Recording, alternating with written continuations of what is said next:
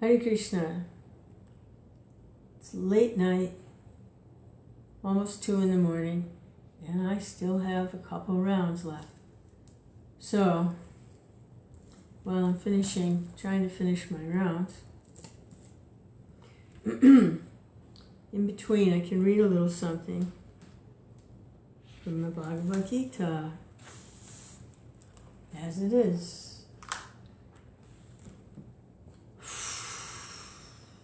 Hare Krishna.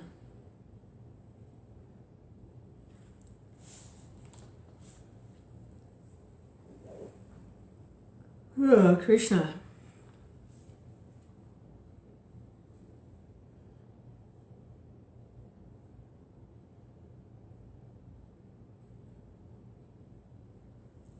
So, Arjuna's,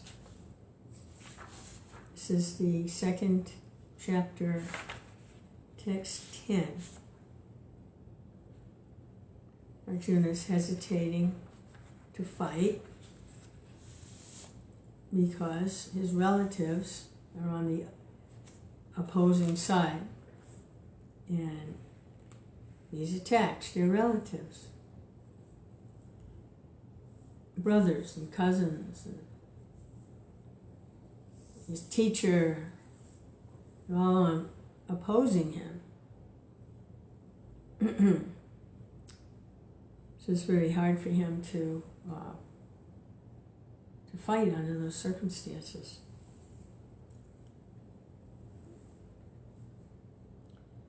So he's surrendering to Kṛṣṇa.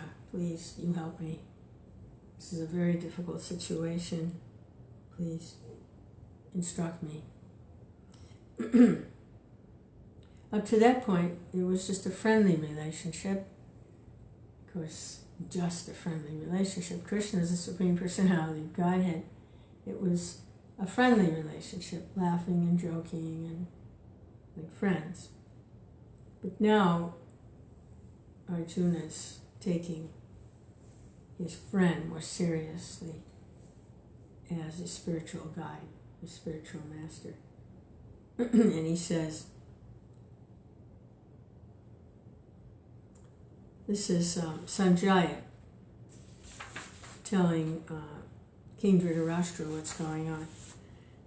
So Sanjaya says, Tam uvāca hṛṣīkeśaḥ prahasann iva Bharata senayor ubhayor madhye viṣīdantam idam vacaḥ. O descendant of Bharata, at that time Kṛṣṇa, smiling in the midst of both the armies, spoke the following words to the grief-stricken Arjuna. Prabhupada's commentary. The talk was going on between intimate friends, namely the Hṛṣīkeśaḥ and the Guḍākeśa. Hṛṣīkeśaḥ is the controller of the senses, and I'm not sure what Guḍākeśa is. But that refers to Arjuna. As friends, both of them were on the same level, but one of them voluntarily became a student of the other. Kṛṣṇa was smiling because a friend had chosen to become a disciple.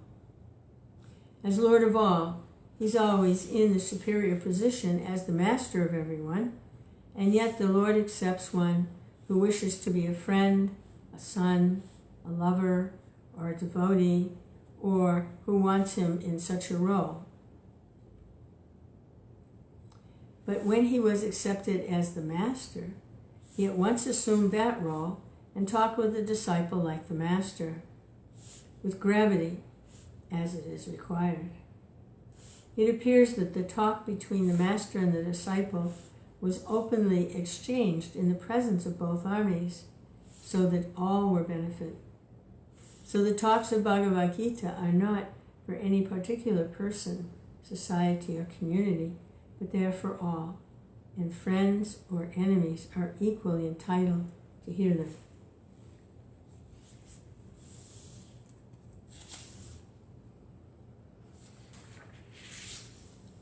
Shri Bhagavan uvāca Sochana vachochastvam pragnavadam cha bhāsase gatasun agatasum cha nanusochati pandita. Blessed Lord said, while speaking learned words, you're mourning for what is not worthy of grief. Those who are wise lament neither for the living nor the dead. Prabhupada's commentary. The Lord at once took the position of the teacher and chastised the student, calling him indirectly a fool.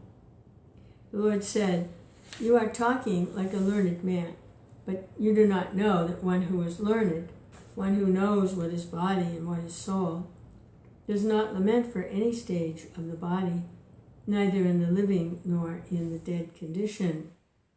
As it will be explained in later chapters, it will be clear that knowledge means to know matter and spirit and the controller of both.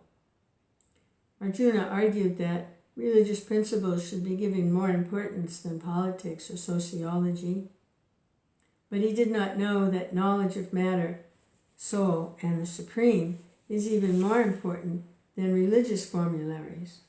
And because he was lacking in that knowledge, he should not have posed himself as a very learned man. As he did not happen to be a very learned man, he was consequently lamenting for something which was unworthy of lamentation. The body is born and is destined to be vanquished today or tomorrow. Therefore, the body is not as important as the soul. One who knows this is actually learned, and for him there's no cause for lamentation, regardless of the condition of the material body.